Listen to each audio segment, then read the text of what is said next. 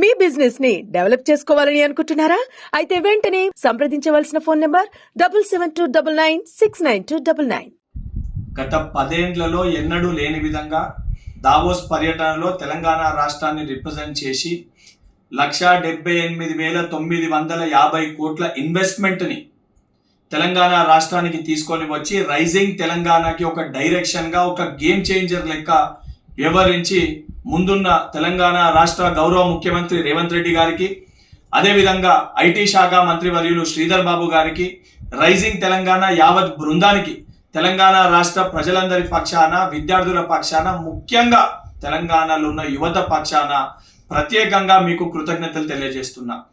ఈరోజు కాంగ్రెస్ ప్రభుత్వము, కాంగ్రెస్ పార్టీ చేస్తున్న ఒక డెవలప్మెంట్ని, మేము ఏదైతే ఇస్తా అన్న గ్యారంటీని ఇంప్లిమెంట్ చేస్తుంటే దీన్ని తట్టుకోలేక, జీర్ణించుకోలేక ఒక కడుపు మంటతోటి దీనిపైన విషం జిమ్మే ప్రయత్నము బీఆర్ఎస్ పార్టీ నాయకులు కల్వకుంట్ల తారక రామారావు గారు చేస్తున్నారు.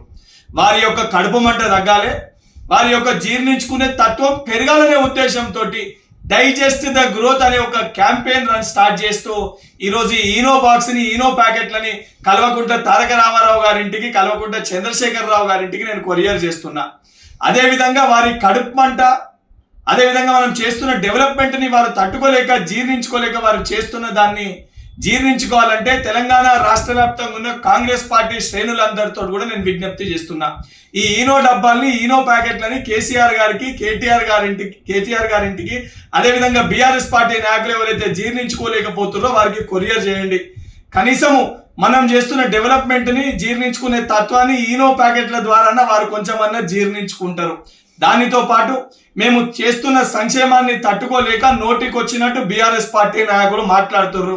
కేటీఆర్ గారు ఏది పడితే అది ఒక ట్విట్టర్ పిట్ట లెక్క ట్విట్టర్లో ఏది పడితే అది పెడతారు.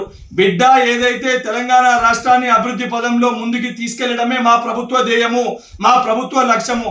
దాన్ని అడ్డుకునే ప్రయత్నం చేసినా, మా కాళ్ళల్లో కట్టెలు పెట్టే ప్రయత్నం చేసినా గుడ్డలు కూడా తీసి కొట్టే పరిస్థితి ఉంటుందని చెప్పని కల్వకుంట్ల తారక రామారావు గారిని, బీఆర్ఎస్ పార్టీ నాయకులని హెచ్చరిస్తున్నా.